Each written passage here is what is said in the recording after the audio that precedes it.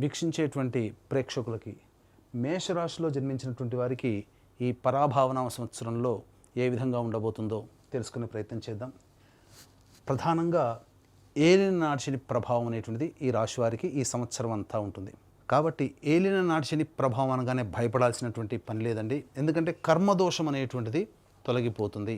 మీరు చేసే ప్రయత్నంలో ఆటంకాలని మాత్రమే సూచిస్తుంది తప్ప ఇబ్బందుల్ని, కష్టాలని, నష్టాలని సూచించదు. కాబట్టి ఈ మేషరాశి వారికి 12వ స్థానంలో ఉన్నటువంటి శని ప్రభావం వలన అడ్డంకులు మాత్రమే కలిగి మిమ్మల్ని కాస్త ఫలితాన్ని ఇవ్వడంలో ఆలస్యం చేస్తుంది అనే విషయాన్ని గమనించుకోవాలి. ఇక గురుగ్రహ ప్రభావం మే 31వ తారీఖు వరకు గురువు మిథున రాశిలో సంచారం చేస్తూ ఉండడం. ఈ కాలం మార్చి 19 నుంచి మే 31వ తారీఖు వరకు ఉన్నటువంటి కాలం ఏంటంటే కాస్త జాగ్రత్తగా ఉండాల్సినటువంటి కాలం. అంటే నూతన వ్యక్తులు పరిచయం అవుతారు. తద్వారా ఆ పరిచయస్తులు లేదా సోదర సోదరీమణుల మధ్య చిన్నపాటి పొరపచ్చాలు వచ్చే అవకాశం ఉంటుంది. ముఖ్యముగా ఈ యొక్క గురు ప్రభావం వలన ప్రధానంగా అనుకోని సంఘటనలు ఈ మార్చి నుంచి మే 31వ తారీఖు వరకు ఎదురవుతాయి. కాబట్టి మానసికంగా సిద్ధంగా ఉండి వాటిని ఎదుర్కొనే ప్రయత్నము స్వయం కృషితో ఈ యొక్క మేషరాశిలో జన్మించినటువంటి వారు చేసుకున్నట్లయితే చాలా శుభ ఫలితాలు పొందుతారు. ఇక జూన్ 1వ తారీఖు నుంచి అక్టోబర్ 31వ తారీఖు వరకు గురువు కర్కాటక రాశిలో సంచారం చేస్తున్నటువంటి ఈ కారణం చేత ప్రధానంగా అర్ధాష్టమ గురు ప్రభావం కావున చాలామందితో విభేదాలు, ముఖ్యంగా గృహ నష్టము, ఆస్తి నష్టము, వాహన నష్టము అనేటువంటిది జరిగే అవకాశాలు ఎక్కువగా ఉంటాయి. మరీ ముఖ్యంగా జాతకరీత్యా చేస్తున్నటువంటి వృత్తి, ఉద్యోగ, వ్యాపారాల్లో కొన్ని ఇబ్బందికర పరిస్థితులు అనేటువంటివి ఈ యొక్క జూన్ 1వ తారీఖు నుంచి అక్టోబర్ 31వ తారీఖు వరకు మేషరాశిలో జన్మించినటువంటి వారు ఎదుర్కోక తప్పదు. ఈ సమయంలోనే వాతావరణంలో అనగా మీ యొక్క సంబంధించినటువంటి గృహ వాతావరణంలో మార్పులు కలుగుతాయి. అనగా గృహాన్ని బదిలీ చేయడం కానీ, లేదా వేరే ప్రాంతాలకి బదిలీ అవ్వడం కానీ, లేదా ఉన్న ఇంటి నుంచి వేరే చోటికి మారడం కానీ, ఉన్న ప్రదేశం నుంచి వేరే చోటికి ప్రదేశానికి మారడం కానీ జరిగే అవకాశాలు ఎక్కువగా ఉంటాయి. అయితే మరి ఈ మేషరాశి వారికి ఇటు శని ప్రభావము, ఇటు గురువు కూడా అనుకూలంగా లేని కారణం చేత మరి ఎప్పటి మంచి శుభ ఫలితాలు కలుగుతాయని ఆలోచిస్తే ప్రధానంగా వచ్చే సంవత్సరం జనవరి 24 నుంచి ప్రధానంగా అంటే ఈ సంవత్సరమే అక్టోబర్ 31 నుంచి జనవరి 24వ తారీఖు వరకు సింహరాశిలో సంచారం చేస్తుంటాడు. అంటే నవంబర్, డిసెంబర్, జనవరి అనగా 2.5 నెలల పాటు, దాదాపుగా 3 నెలలు వేసుకోవచ్చు. ఈ 3 నెలల పాటు అనుకూలమైనటువంటి కాలం ఈ సింహరాశిలో సంచారం చేస్తున్నటువంటి కారణం చేత ప్రధానంగా ఈ సమయం మీకు అత్యంత యోగ కాలంగా ఉంటుంది. చేసేటువంటి వృత్తి, ఉద్యోగ, వ్యాపారాల్లో అన్ని విధాలుగా గురు అనుగ్రహం ఉండడం. ఎందుకంటే నవగ్రహాల్లో అత్యంత శుభకరుడు గురువు. ఇటువంటి గురువు అనుగ్రహం మీకు సంపూర్ణంగా ఉండడం ఈ కారణం చేత ఈ సమయం మాత్రం అనుకూలంగా ఉంటుంది. మళ్ళీ జనవరి 24 నుంచి వచ్చే సంవత్సరం ఉగాది వరకు కూడా మళ్ళీ కర్కాటక రాశిలో వక్రీకరించి ఉన్నటువంటి స్థితి ప్రభావం చేత ప్రధానంగా గురువు యోగించబోతున్నాడు. అంటే ప్రధానంగా ఒక సంవత్సరంలో 6 నెలల పాటు అనుకూలంగా ఉండకపోవడం, మిగతా 6 నెలల పాటు అనుకూలంగా ఉండడం ఈ యొక్క మేషరాశిలో జన్మించినటువంటి వారికి గురుగ్రహ ప్రభావం కలుగుతుంది. ఇక డిసెంబర్ 5వ తారీఖు వరకు కూడా కేతువు యోగాన్ని కలగచేస్తూ ఉంటే డిసెంబర్ 5 తర్వాత కేతువు అవయోగాన్ని కలగచేస్తాడు. అలాగే రాహు ప్రభావం కనుక చూసుకున్నట్లయితే ఈ యొక్క రాహువు డిసెంబర్ 5 వరకు కూడాను యోగాన్ని కలగచేస్తూ ఉంటే డిసెంబర్ 5 తర్వాత రాహు కూడా అనుకూలంగా ఉండకపోవడం. ఈ కారణం చేత ఒక్క గురువు అనుకూలంగా లేకపోయినా, మిగతా గ్రహాల యొక్క శని అనుకూలంగా లేకపోయినా, మిగతా రాహుకేతు గ్రహాల ప్రభావము అనుకూలంగా ఉండడం చాలా మంచి శుభ పరిణామము ఈ మేషరాశిలో జన్మించినటువంటి వారికి ఉంటుంది అని చెప్పవచ్చు. అయితే ప్రధానంగా ఉద్యోగార్థులకి ఎలా ఉండబోతుంది? నిరుద్యోగస్తులు అంటే ఉద్యోగస్తులు ఎప్పుడు నిరుద్యోగస్తులకి ఉద్యోగం ఎప్పుడు లభిస్తుంది? అలాగే ఉన్న ఉద్యోగంలో ప్రమోషన్స్ వస్తాయా, లేదా వేరే సంబంధించినటువంటి ఉద్యోగంలో ఎప్పుడు ప్రయత్నం చేయాలి అని ఆశించేటువంటి ప్రేక్షకుల్లో మేషరాశిలో జన్మించినటువంటి వారు చాలామంది ఉంటారు. అయితే ప్రధానంగా గమనించాల్సినటువంటిది ఈ యొక్క ఉగాది సందర్భంగా నవగ్రహాల యొక్క అనుగ్రహం 12 రాశుల వారికి ఉండాలి. ఎందుకనంటే మనం చేసే ప్రతి పనులలో లాభమైన, నష్టమైన, కష్టమైన, సుఖమైన, ఇబ్బంది అయినా, అనుకూలమైన అన్నీ నవగ్రహాల యొక్క అనుగ్రహంతోనే మనకు కలుగుతాయి. కాబట్టి కష్టాలను ఎదుర్కొనే ధైర్యము, యోగాల్ని అనుభవించే యోగ్యత, ఇవన్నీ కూడా మనకు కలగాలంటే నవగ్రహాల యొక్క అనుగ్రహం కావాలి. ఇట్టి నవగ్రహాల యొక్క అనుగ్రహం కోసం ఏప్రిల్ 1వ తారీఖు చైత్ర పౌర్ణమి మరియు అతి శీఘ్రముగా ఫలితాలనిచ్చే ఉన్న 3 నక్షత్రాలలో ఒకటైనటువంటి హస్త నక్షత్రం రోజున సాయంకాలం ప్రదోషకాల సమయంలో మీ జాతకరీత్యా కలుగు అన్ని రకాల సమస్యల నివారణకి సర్వదోష నివారణ పూజలు హోమాలలో భాగంగా నవగ్రహ పాశుపత హోమము మరియు ఆరోగ్యం కోసం మృత్యుంజయ హోమము, అలాగే సర్వకార్య జయసిద్ధికి సుదర్శన హోమము, సర్వశాంతికి రుద్ర హోమము, అనుకూల దాంపత్యము, వివాహము, ఆర్థిక ఉద్యోగ అభివృద్ధి కోసం లక్ష్మీ మూలమంత్ర సంప్రతి లక్ష్మీ సూక్త హోమాలు జరిపించి శక్తిపాతము చేసినటువంటి కరుంగలి మాల ఇవ్వడం జరుగుతుంది. కాబట్టి ఈ కార్యక్రమంలో పాల్గొనదలిచిన వాళ్ళు స్క్రీన్పై కనిపిస్తున్నటువంటి నెంబర్కి కాంటాక్ట్ చేసి మ్యాక్సిమం ఏప్రిల్ 1వ తారీఖు రోజున మధ్యాహ్నం 3 గంటల లోపల మీరు నమోదు చేసుకోవచ్చు. ఉద్యోగస్తులకి ఎప్పుడు వేరే సంస్థల్లో ప్రయత్నం చేస్తే బాగుంటుంది, లేదా ఉన్న సంస్థల్లో ప్రమోషన్స్కి ఎప్పుడు ప్రయత్నం చేసుకుంటే బాగుంటుంది, ఎప్పుడు లభిస్తుంది, అలాగే నిరుద్యోగస్తులకి ఉద్యోగం ఎప్పుడు బాగుంటుంది అనే విషయాల గురించి క్లుప్తంగా తెలియజేసుకునే ప్రయత్నం చేద్దాం. ఈ మేషరాశిలో జన్మించినటువంటి వారికి 15 జూన్ నుంచి 16 జూలై మధ్యకాలంలో అనుకూలమైనటువంటి కాలము. ఇక 17 సెప్టెంబర్ నుంచి 17 అక్టోబర్ వరకు ఉన్నటువంటి కాలము ఇది చాలా యోగ్యమైనటువంటి కాలము. ఇక 14 జనవరి నుంచి 13 ఫిబ్రవరి వరకు ఉన్నటువంటి కాలము చాలా అనుకూలమైనటువంటి కాలంగా చెప్పవచ్చు. 14 జనవరి నుంచి 14 మార్చి వరకు, 14 జనవరి నుంచి 14 మార్చి వరకు వచ్చే సంవత్సరం ఇవి ఉద్యోగ సంబంధమైనటువంటి విషయాల్లో నిరుద్యోగస్తులు కానీ వేరే ఉద్యోగం చూసుకోవడం కానీ చాలా అనుకూలమైన కాలము, మీ యొక్క ప్రయత్నం నెరవేరేటువంటి సమయంగా చెప్పవచ్చు.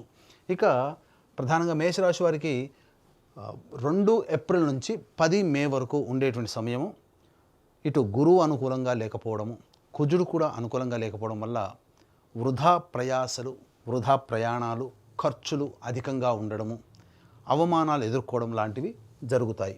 ఇక 11 మే నుంచి 19 జూన్ మధ్యకాలంలో మీలో ఉత్సాహం పెళ్ళుబెగుతుంది. అంటే ఏ పని చేయాలన్నా ముందడుగు వేస్తారు. గ్రహం కూడా అనుకూలంగా ఉండేటువంటి సమయం కూడా ఉంటుంది, మిగతా గ్రహాలు. ఈ కారణం చేత ఈ సమయంలో పెద్దల యొక్క సలహాలు సూచనలు పాటించి ఏ ప్రయత్నంలోనైనా ముందడుగు వేస్తే విజయం మీ వంతవుతుంది. ఎందుకనంటే దుందుడుకు స్వభావంతో తొందరపాటు నిర్ణయాలు తీసుకోవడం వల్ల నష్టపోతారు కాబట్టి. ఇక 20 జూన్ నుంచి 1 ఆగస్టు వరకు ఉన్నటువంటి సమయం ఏదైతే ఉందో ఇది కుటుంబం పరంగా చూసుకున్నట్లయితే మీ యొక్క వాక్కుని అమితంగా మాట్లాడుకోవాలి. అనగా అమితంగా కాకుండా మితంగా ఉపయోగించుకోవాలి. మీ యొక్క వాక్కు వల్లనే మీకు సమస్యలు వస్తాయి. చేసే వృత్తి ఉద్యోగ వ్యాపారాలలో ఎదుటివారితో సంయమనం పాటించండి. ఆగ్రహావేశాలకి లోను కాకండి. అలాగే కుటుంబ సభ్యులతో వాగ్వివాదాలకి పనికిరాదు. ఖర్చు అధికంగా ఉంటుంది ఈ సమయంలో. 1 ఆగస్టు నుంచి 17 సెప్టెంబర్ ఈ మధ్యకాలంలో ఏదైతే సమయం ఉందో ఇది అన్ని విధాలుగా సహాయ సహకారాలు ఇతరుల నుంచి పొందుతారు. అలాగే చేస్తున్నటువంటి వృత్తి ఉద్యోగ వ్యాపారాల్లో మీరు ఆశించిన దానికంటే ఎక్కువగా అభివృద్ధిని పొందుతారని చెప్పవచ్చు. న్యాయ సంబంధమైనటువంటి విషయాల్లో మీదే పైచేయి సాధిస్తారు. ఇక 18 సెప్టెంబర్ నుంచి 11 నవంబర్ వరకు ఉన్నటువంటి ఈ సమయం ప్రధానంగా తల్లిగారి ఆరోగ్యం పట్ల శ్రద్ధ వహించాలి. వాహనాన్ని నడిపేటప్పుడు జాగ్రత్తలు పాటించాలి. ముఖ్యంగా విభేదాలు, దంపతులతో మధ్య ఉన్నటువంటి విభేదాలు ఏర్పడడం కానీ, భాగస్వాముల మధ్య విభేదాలు ఏర్పడడం కానీ జరిగే అవకాశాలు ఈ మేషరాశి వారికి ఎక్కువగా ఉన్నాయి. ముఖ్యంగా మిమ్మల్ని మీరు తక్కువగా అంచనా వేసుకోవడం వల్ల లేని సమస్యల్ని మీరు కొని తెచ్చుకున్న వాళ్ళు అవుతారు.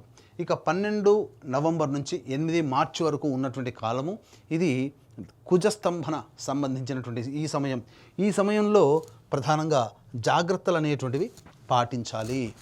ఈ సందర్భంగా మీరు గనక ప్రయత్నం ఈ విధంగా చెప్పినటువంటి సమయంలో కనుక చేసుకున్నట్లయితే ఉద్యోగస్తులకు కానీ ఇంటా బయట వ్యక్తిగతంగా కానీ మీకు అన్ని విధాలుగా ప్రోత్సాహంగా బాగుంటాయి. ఇక ఈ మేషరాశిలో జన్మించినటువంటి వారు ప్రధానంగా చూసుకున్నట్లయితే మీకు రాజకీయ రంగంలో ఉన్నటువంటి వాళ్ళకి మీకు అంతంత మాత్రముగానే ఫలితాలు కలుగుతాయి. అధికారులు లేదా పార్టీ పెద్దల యొక్క అండదండలు అంతగా లభించకపోవడము, అలాగే ఏదైనా పదవి కోసం ఏదైనా పోటీలలో మీరు నిలబడ్డ ఖర్చులు అధికంగా ఉండడం, ఆశించిన మేర ఫలితం రాకపోవడం, ఈ కారణం చేత కొంత నిరుత్సాహానికి గురే అవకాశం ఉంటుంది. కాబట్టి సంయమనం పాటిస్తూ ఇప్పుడున్నటువంటి సమయం అనుకూలంగా లేని కారణం చేత భవిష్యత్తు ఆశాజనకంగా ఉంటుందనే ఉద్దేశంతో భవిష్యత్తులో మీరు మార్గాన్ని ఏర్పాటు చేసుకోండి.